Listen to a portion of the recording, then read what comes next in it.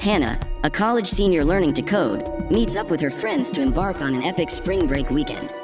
The group includes Drew, Clay, and the couple Devin and Kayla. These are fellow nerds that Hannah lost contact with over the course of her 4 years of study and is therefore hoping to reconnect with them over the weekend. Just as they're about to leave, Drew's influencer friend, Lexi, invites herself to their weekend, even though it's obvious neither of them are too excited about her coming along. When she asks for everyone's social media usernames to tag them while taking a group photo, she is shocked to learn that Hannah doesn't have one. On the other hand, Drew appreciates Hannah and says that if she didn't want her life to take place online, it was her personal decision. When they reach their destination a while later, everyone has to download an app so they can be recognized and admitted. While everyone accepts the app's terms and conditions without reading them, Hannah rejects the terms and conditions, thereby preventing her data from being evaluated by the app. Margot opens the front door alone after recognizing Drew, and the group enters the house. Unbeknownst to anyone, the front door is then ominously locked. Inside, Margot introduces herself and greets everyone with shot glasses, served by a pair of robot tentacles in the kitchen.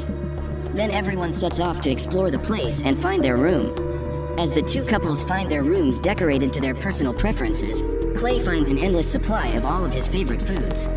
However, Hannah's room is plain and simple. As soon as she enters the room, Margot offers a few options and the room immediately changes to demonstrate them. However, Hannah avoids expressing her preferences. While everyone is changing to go to the pool later, Drew picks up Hannah and finds her working on a personal project.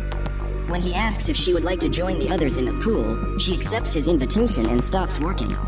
Everyone except Lexi enjoys time in the pool and later gathers around the fire pit to reminisce about their past. Meanwhile, Lexi is now alone in the pool while Margot suggests ideas for content she could upload later.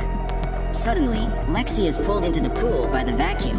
As the conversation around the fire continues its nostalgic atmosphere, the vacuum continues its attempt to drown Lexi. Luckily, they hear her cries for help and everyone rushes to the pool and gets her out in time. Later, the curious Hannah decides to spy on the tech responsible for Margot. She follows the strange white sticky substance that seems to be the secret behind Margot, eventually reaching a completely white room. The walls of this room look like they are made of the same white substance. When Kayla sees Hannah in this room, she follows her in too and they wonder what the purpose of the room must be. Margot hears them speculating and quickly demonstrates that the room could be anything they wanted. While Kayla is deeply impressed by Margot's skills, she takes Hannah back to the living room where everyone gathers for a game of truth or dare. During the game, when Hannah refuses to kiss Lexi because she dares, she insults Hannah and calls her tasteless. Margot steps in and offers to demonstrate an experiment she's been working on. The white substance from before fills between everyone and gradually takes the form of Clay and Devin. Hannah realizes that Margot's AI is capable of 3D printing people filled with the white substance, which is the nanotech liquid responsible for Margot's existence. Artificial Clay and Devin continue to kiss, much to the real Clay and Devin's disgust. Later, Lexi falls asleep from the few drinks she had and Drew puts her to bed in her room. Margot then insists that Clay return to his room for a surprise and mentions that she has something prepared for Dean and Kayla in her room too. She apologizes to Hannah and says that she didn't prepare anything special as she didn't know her preferences yet. An excited Clay comes into his room to find that Margot has arranged all of his favorite ways to get high right in his room. Meanwhile, Devin and Kayla enjoy the surprise Margot has prepared so they can better physically explore each other. But unbeknownst to them, Margot's nanotech liquid spills into their room. After putting Lexi to bed, Drew goes into the living room with Hannah for a friendly chat. Devin and Kayla's CN takes a sharp turn when they notice the ceiling in front of them getting thicker. Devin is tied to the bed and urges Kayla to get away, but she ends up in Margot's nanotech liquid which takes over the floor of her room. She immediately realizes that she couldn't move, and since Margot made sure the room was soundproof, they couldn't even scream for help. Kayla is eventually electrocuted by the nanotech liquid, and while Devin is able to free himself from the bed, he is still crushed to death between the falling ceiling and the nanotech liquid. Meanwhile, Drew and Hannah continue to talk, unaware of the nightmare unfolding in the house because of Margot. In the course of their conversation, it turns out that they both liked each other at the beginning of their studies, but sensing that things might get complicated between them, Hannah abruptly excuses herself to go to bed. The next morning, Margot prepares breakfast for everyone, Devin swims in the pool outside, and Kayla sits nearby to keep him company because no one has any idea what happened in her room the previous night. This seems to be a fairly normal scene and therefore remains unquestioned. Then Lexi drags Hannah to a group workout and asks her if anything worth mentioning happened after she went to bed. In response, Hannah tells her that everyone else went to bed shortly afterwards. Then she notices that Devin hadn't stopped doing laps and that Kaya wasn't really moving either. When she points this out to Lexi, she dismisses the comment. A while later, Hannah is still bothered by Kayla's strange behavior and ends up going to the pool to check on her and Devin. When she gets downstairs, she finds that the door to the pool is locked. When it opens, Hannah sees that there is no one out in the pool. While Margot has Drew sit on top of a chair to get him shaved, she also captures Lexi to do some intense exercise on the stationary bike to keep her busy. Hannah, on the other hand, goes to the White Room in search of answers. Margot introduces the room as the Nexus and lets her know that even if Hannah didn't live her life online, she could still be shadow profiled. She also lets Hannah see the information of guests who have been to the house before, which only increases Hannah's curiosity. While Margot tries to get Drew to admit he has feelings for Hannah, she also plans something for Clay, who is downstairs in the kitchen. To distract him by making him talk, Margot turns on all the burners. She then causes the clay to smoke, resulting in an explosion. At the Nexus, Hannah asks Margot if she sold the guests' information to someone. Using Hannah's words from the day before, Margot replies that the information is actually just a personal project. When Clay wakes up in the kitchen, he is offered a glass of sparkling water and an apology from Margot.